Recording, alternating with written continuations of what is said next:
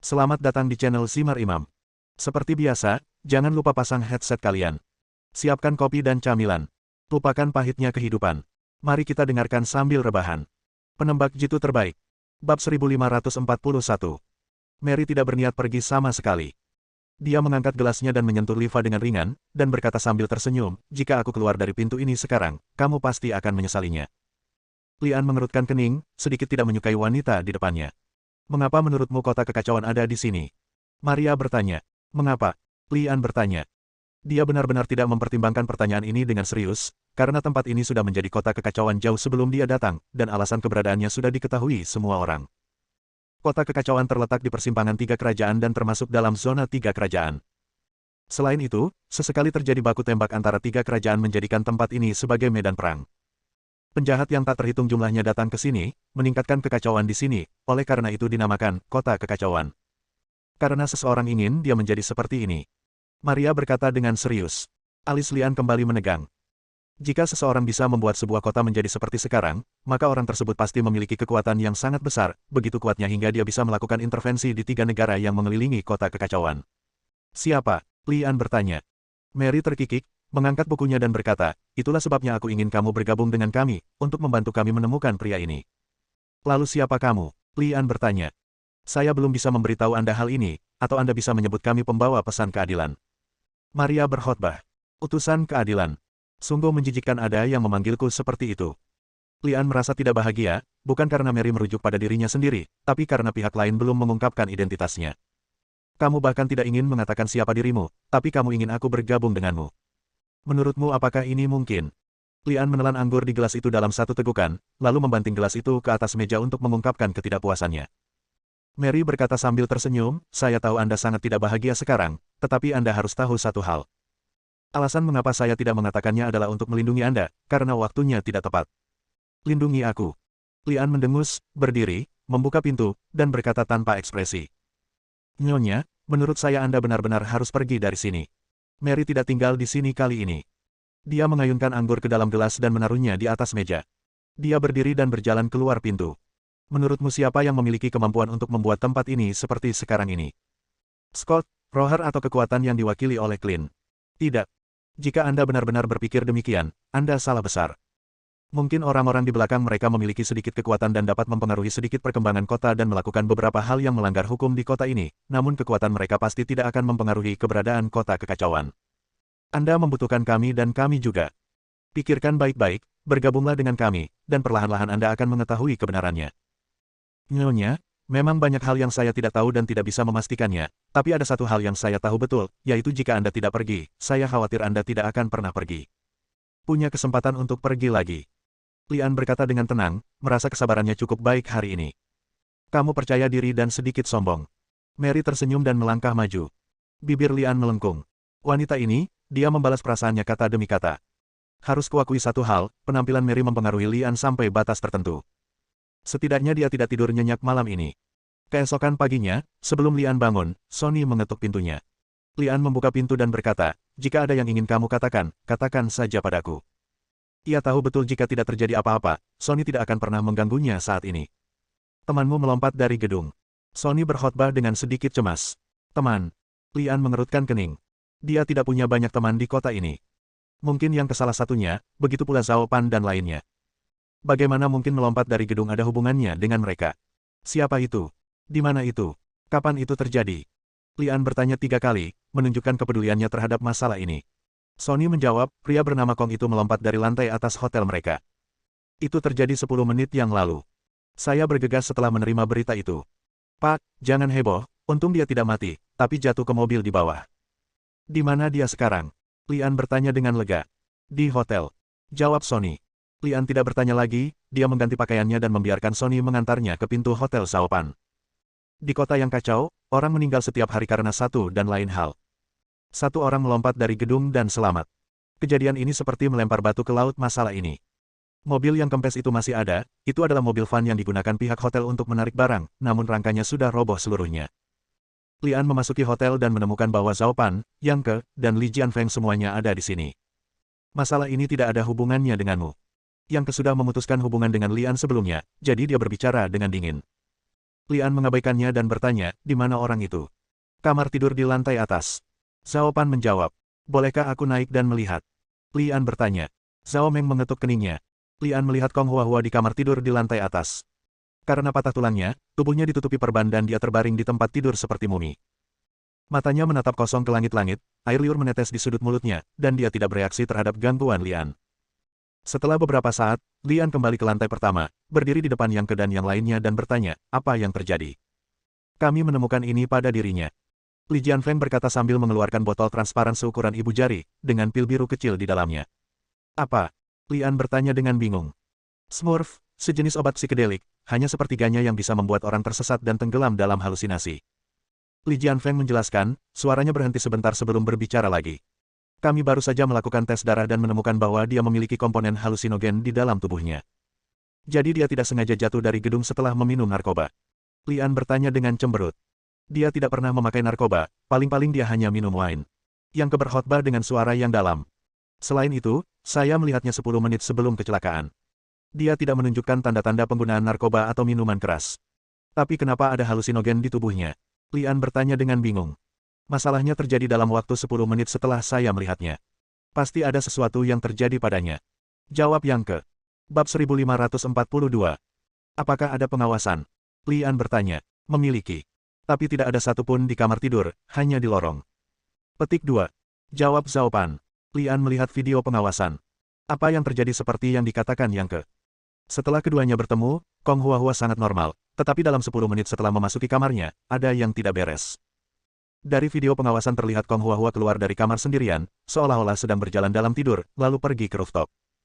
Yang terjadi selanjutnya sudah jelas, dia melompat dari gedung dan beruntung ada mobil di bawah yang menyelamatkannya. Lian melihat lagi ke kamar tidur Kong Huahua, kamar itu dikunci oleh klien, yang berarti tidak ada seorang pun yang menyelinap masuk dari luar setelah Kong Huahua memasuki kamar tidur. Tapi kenapa Kong Huahua tiba-tiba kehilangan kesadaran dan berlari ke atas lalu melompat? Apa yang kamu bicarakan dengannya? Lian bertanya pada Yang Ke. Kelopak mata Yang Ke bergerak-gerak dan dia berkata, menurutku masalah ini tidak ada hubungannya denganmu. Silakan kembali. Lian ragu-ragu dan berkata, oke, karena kamu tidak ingin aku terlibat dalam masalah ini, aku bisa pergi sekarang. Tapi, sekali lagi, jika Anda butuh bantuan, saya pasti akan membantu. Petik 2. Setelah mengatakan ini, Lian berbalik dan meninggalkan hotel. Kejadian Kong Huahua melompat dari gedung sungguh aneh, apalagi dari pengawasan terlihat ia benar-benar kehilangan dirinya saat keluar dari kamar tidur, seolah-olah sedang dikendalikan oleh seseorang yang sedang dihipnotis. Tidak aneh jika satu orang bisa mengendalikan pikiran orang lain, tapi Lian tidak tahu kalau ada orang seperti itu di kota ini. Tuan-tuan. Tepat ketika perhatian Lian sedang teralihkan dan berpikir, dia tiba-tiba mendengar seseorang memanggilnya. Ketika dia berbalik, dia melihat Charles berdiri di gang di sebelahnya. Lian melihat sekeliling dan melihat tidak ada yang mengikutinya lalu masuk. Apa yang terjadi? Lian bertanya. Charles selalu menjadi sumber informasi penting baginya, dan dia melakukan pekerjaannya dengan sangat baik dalam hal ini. Pak, saya baru saja melihat Anda pergi ke hotel itu. Apakah karena apa yang terjadi saat Anda melompat dari gedung pagi ini? Charles bertanya dengan hati-hati. Ya. Jawab Lian, lalu bertanya, apakah kamu punya petunjuk yang bisa kamu berikan padaku? Charles menjawab, saya kebetulan bertemu dengannya tadi malam. Dia sepertinya mengikuti seseorang, tapi kemudian dia memasuki sebuah toko dan pergi. Mata Lian berbinar, dia tidak menyangka Charles bertemu Kong Huahua kemarin. Jika seseorang sedang melacak orang lain, tidak mungkin untuk mengungsi secara tiba-tiba kecuali tugas pelacakan selesai atau targetnya hilang. Jadi pertanyaannya adalah toko mana yang muncul? Charles, apakah kamu ingat di mana toko itu? Tanya Ang Li. Tentu saja, silakan ikut denganku. Jawab Charles, berbalik dan membawa Lian melewati gang, dan akhirnya berhenti di depan sebuah toko kecil di sudut jalan. Ruang ramalan. Lian belum pernah mengetahui bahwa ada tempat meramal di kota kekacauan. Charles, tidak ada hubungannya denganmu di sini. Kamu harus kembali dulu. Ang Li khawatir akan bahaya apapun, jadi dia meminta Charles pergi dulu. Tuan, saya menunggu Anda di sini. Demikian pula, Charles khawatir tentang bahaya yang akan dihadapi Lian dan memutuskan untuk tetap berada di luar dan menunggu. Lian mengulurkan tangan dan menyentuh kepala Charles, lalu memasuki ruang peramalan. Saat ini belum pukul 8 pagi, dan jarang sekali ruang peramalan buka sepagi ini. Seperti semua ruang peramalan ini memberikan perasaan gelap dan misterius, dan perabotan di dalam ruangan sangat aneh. Bergemerincing. Saat lonceng angin berbunyi, seorang wanita tua bungkuk dengan rambut putih masuk dan bersandar pada tongkat kayu. Dia berkata sambil tersenyum, sayangku, aku tidak menyangka kamu akan datang sepagi ini. Tahukah kamu aku akan datang? Lian bertanya dengan rasa ingin tahu, sambil mengamati sekelilingnya dengan waspada. Tentu saja, ada banyak hal yang saya ketahui. Misalnya, Anda istimewa dan bukan milik dunia ini. Petik 2. Wanita tua kecil itu menunjukkan dua gigi depannya yang cacat dan berkhotbah. Lian menjadi tegang, mengulurkan tangan dan meraih pergelangan tangan wanita tua kecil itu dan berteriak, "Siapa kamu?" Cekikikan. Wanita tua kecil itu tertawa tidak menyenangkan dan berkata, "Saya adalah kamu, dan kamu adalah saya." Tiba-tiba, Lian hanya merasa tangannya kosong. Wanita tua kecil itu tiba-tiba menghilang, dan kemudian muncul di kursi di seberangnya, mengulangi kata-kata tadi. "Aku adalah kamu, kamu adalah aku." Tidak, sepertinya saya telah ditipu. Lian memang sangat istimewa, dia bukan milik dunia ini dan telah mengalami banyak hal. Dia segera menyadari bahwa dia mungkin telah kehilangan kesadaran dan diam-diam melafalkan mantra meditasi di dalam hatinya. Dalam sekejap, pemandangan di depanku menjadi ilusi. Pemandangan di sekitarnya tetap sama, tapi wanita tua kecil itu menghilang lagi. "Tuan, Tuan." Sebuah suara datang dari sampingku. Lian menoleh ke belakang dan menemukan Charles berdiri di belakangnya. Dia tidak bisa menahan diri untuk tidak berkata, "Bukankah aku memintamu menunggu di luar? Mengapa kamu mengikutiku masuk?" "Tuan, Anda sudah berada di sini selama 2 jam. Saya khawatir sesuatu akan terjadi pada Anda, jadi saya masuk untuk melihatnya." Charles menjawab, "2 jam." Lian kaget dan segera melihat waktu. Rasanya belum genap 1 menit berlalu, namun nyatanya 2 jam telah berlalu. Benar-benar tertangkap. Lian merasa sedikit takut dan segera membawa Charles keluar dari ruang ramalan. Kebetulan Sonny memimpin patroli dan lewat di dekatnya, jadi Lian meminta Sonny memimpin orang untuk mencari. Akibatnya, dia tidak melihat seorang wanita tua kecil pun dan tidak ada seorang pun di toko. Lian bertanya kepada orang-orang di toko sebelah, tetapi menemukan bahwa orang-orang ini tidak ingat kapan ruang peramalan dibuka, dan mereka bahkan belum pernah melihat orang-orang di ruang peramalan.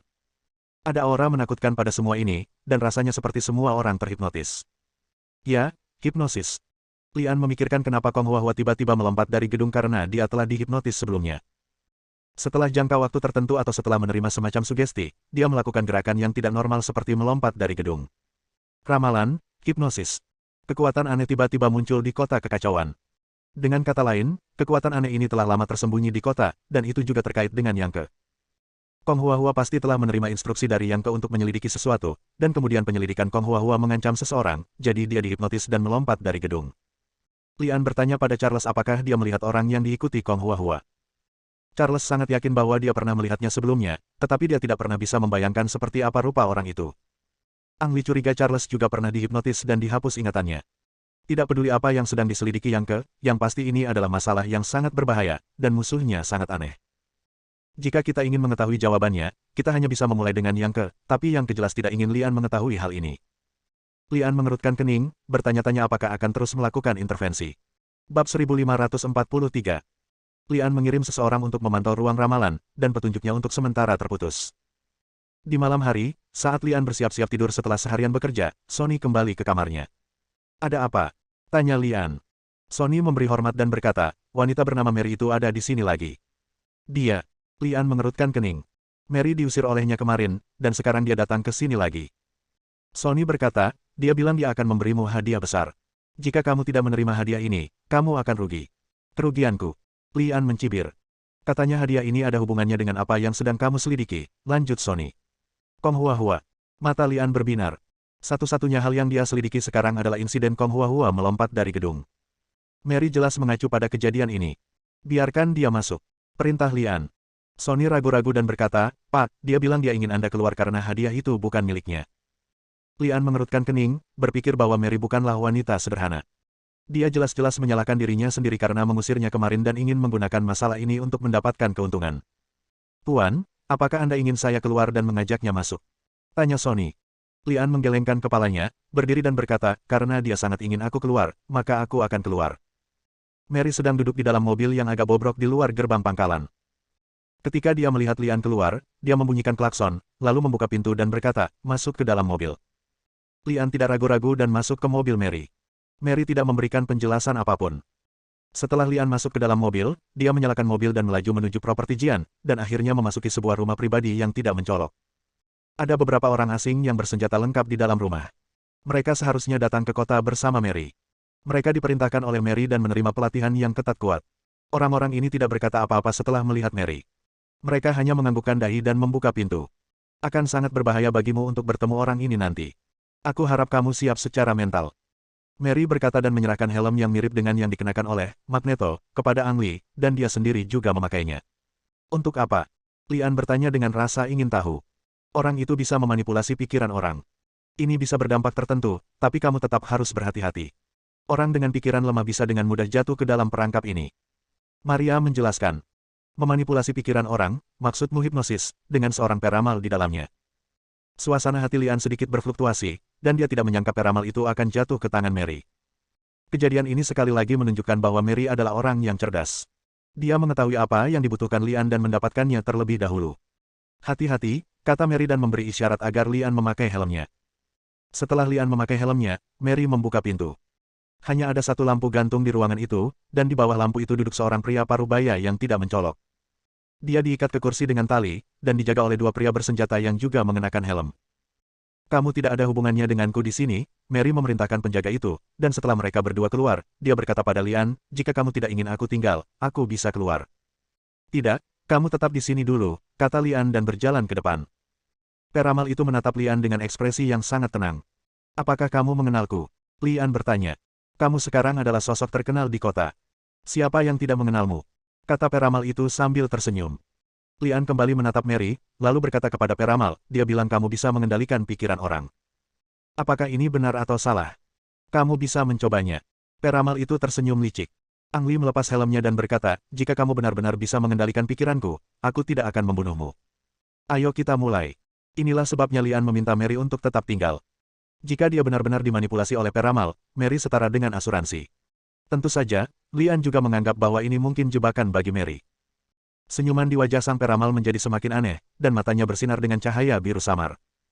Pada saat ini, Lian merasa pikirannya dilanda sesuatu, dan seluruh tubuhnya menjadi kesurupan.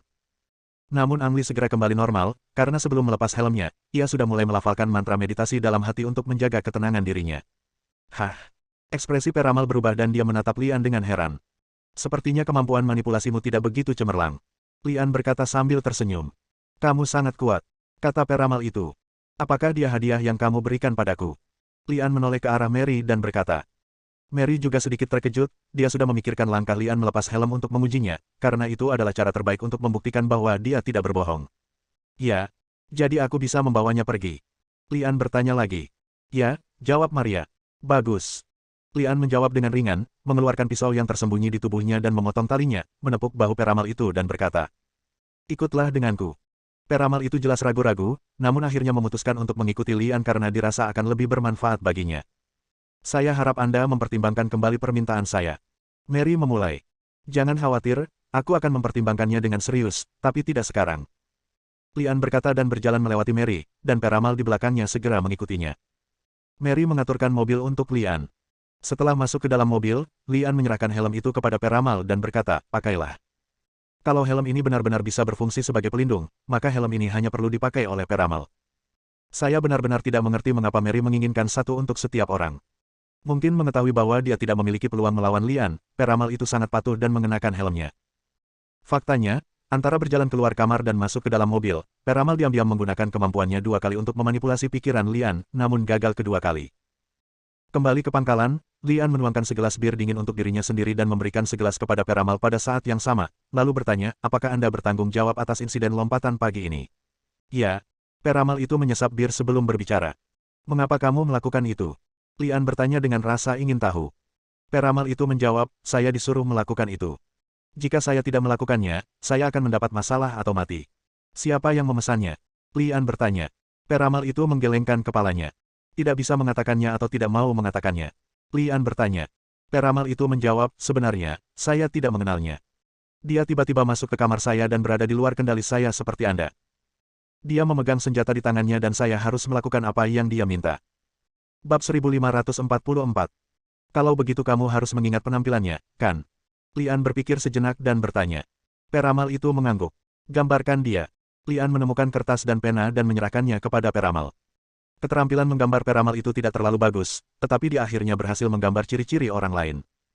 Dia adalah seorang pria dengan batang hidung mancung dan bekas luka di sudut mulutnya berjalan di jalan. Setidaknya Anda tahu seperti apa rupa orang lain. Lian menyimpan potret itu dan berencana menyerahkannya kepada yang kebesok. Apakah kemampuanmu adalah bawaan atau sesuatu yang kamu peroleh kemudian? Lian bertanya. Peramal itu sedikit ragu-ragu, dan kemudian berbicara di bawah tatapan Lian, itu baru 2 bulan yang lalu. Lusa. Mata Lian berbinar, dan dia merasakan kegembiraan yang aneh di hatinya. Dia memerintahkan, ceritakan baik-baik kisah bagaimana kamu memiliki kemampuan ini. Peramal itu mulai berbicara. Ternyata peramal tersebut adalah seorang penambang bernama Zaka di tambang Mosa sebelum ia memiliki kemampuan mengendalikan pikiran orang lain. Saya mendengar dari dia bahwa kemampuan ini datang secara tiba-tiba, tetapi sebelumnya pernah terjadi kecelakaan penambangan. Tepatnya sebuah ledakan. Karena kesalahan operasional, muncul bom bodoh dan tiba-tiba meledak selama penyelidikan. Kecuali Zaka, semua orang di tempat kejadian tewas. Setelah terbangun di rumah sakit, Zaka menemukan bahwa dia memiliki kemampuan untuk mengendalikan orang lain. Belakangan, Zaka membuka toko dan menjadi peramal. Ngomong-ngomong, profesi meramal memang cocok dengan kemampuan Zaka, namun prediksinya tidak akurat. Selama dia menggunakan kemampuan tersebut, orang akan rela memberinya uang dari kantongnya, dan mengira bahwa dialah peruntungan yang paling sakti. Teller di dunia. Meledak. Semua orang sudah mati, tapi Zaka masih hidup. Apakah karena dia distimulasi untuk merangsang potensi tubuh manusia? Tidak, ini jelas tidak sesederhana itu. Ang Li menduga ledakan tersebut hanyalah sebuah sumbu dan pasti ada hal lain yang terjadi sebelum atau sesudahnya sehingga menyebabkan Zaka mengalami mutasi genetik yang memberinya kemampuan aneh. Alasannya harus ditemukan. Lian tiba-tiba teringat akan perkataan Nabi, dari mana segala sesuatunya dimulai.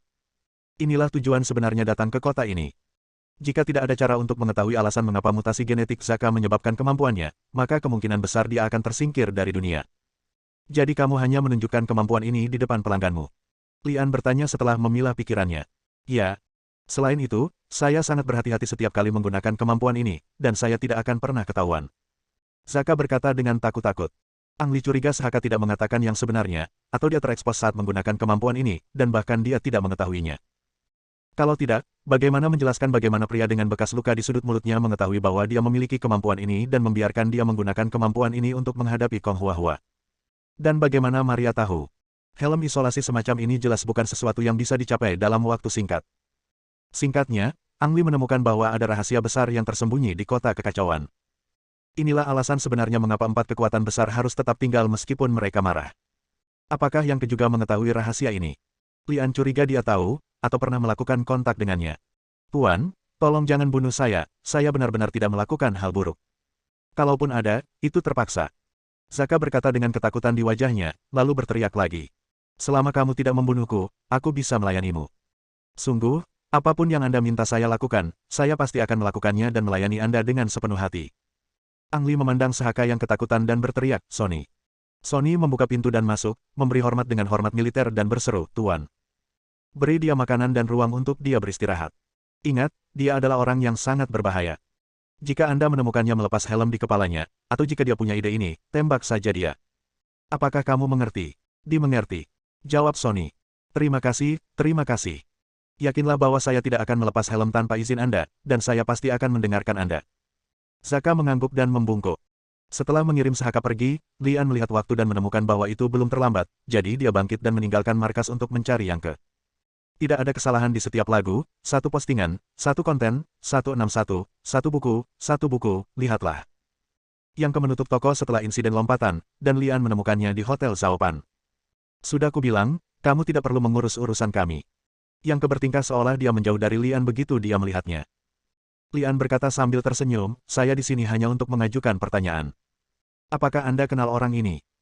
Ketika Yang Ke melihat potret yang digambar oleh Zaka, sudut mulutnya bergerak-gerak, dia menggelengkan kepalanya dan berkata, saya tidak kenal dia. Jika tidak ada hal lain yang bisa dilakukan, silakan pergi. Karena kamu tidak mengenalku, lupakan saja. Lian melihat Yang Ke berbohong. Karena pihak lain tidak mau mengakui bahwa dia mengetahui bekas luka di sudut mulutnya, dia tidak bisa memaksanya, jadi dia berbalik dan pergi. Namun, Lian tidak pergi jauh, tapi bersembunyi di balik bayang-bayang di dekatnya. Dia yakin Yang Ke Tong pasti akan mengambil tindakan malam ini. Benar saja, seperti yang dibayangkan Lian, ketika jalanan sepi tanpa satupun pejalan kaki, beberapa sosok keluar dari hotel dan masuk ke dalam mobil di depan pintu, lalu melaju menuju memasuki wilayah pengaruh Mosa. Setelah Mosa terbunuh, kawasan ini diambil alih oleh Kling, seorang lelaki tua yang terlihat sangat baik hati. Mobil berhenti di sudut jalan, lalu mereka bertiga keluar dan berjalan menuju sebuah rumah pribadi. Mereka berhenti di luar pintu selama 5 menit lalu bubar. Zhao Pan menjaga pintu depan, sementara Li Jianfeng pergi ke pintu belakang. Hanya Yang Ke yang menyelinap masuk. Engah, engah. Ada secercah cahaya di kegelapan, diiringi samar-samar suara tembakan. Pistol dilengkapi dengan peredam sehingga hanya ketika peluru mengenai suatu benda baru akan terdengar bunyinya. Lian bersembunyi tidak jauh dan menyaksikan pemandangan di depannya. Dia bertanya-tanya mengapa mereka bertiga melakukan ini, ketika dia mendengar tabrakan, dan sesosok tubuh melompat keluar dari jendela lantai 2, mengikutinya dengan cepat. Kecepatan. Dia bergegas menuju Zhao Pan. Dengan suara ledakan, sebelum Zhao Pan sempat menembak, dia bangkit dari tanah dan mendarat lebih dari 10 meter jauhnya. Sungguh dampak yang sangat besar, kekuatan orang ini sebanding dengan tank humanoid. Lian sedikit terkejut, lalu dia melihat Yang melompat keluar jendela dan menembak. Meski jaraknya jauh, Lian yakin peluru Yang mengenai sasarannya, namun sasarannya tidak terpengaruh. Kekal. Mungkin dia memakai rompi anti peluru. Jika dia mengenakan rompi anti peluru, mengapa tidak menembak kepalanya saja? Ang Li memahami level tembakan Yang dan dia pasti memiliki kemampuan untuk mengenai kepala sasaran. Tapi dia tidak melakukan itu. Satu-satunya penjelasan adalah dia ingin targetnya tetap hidup. Bersambung.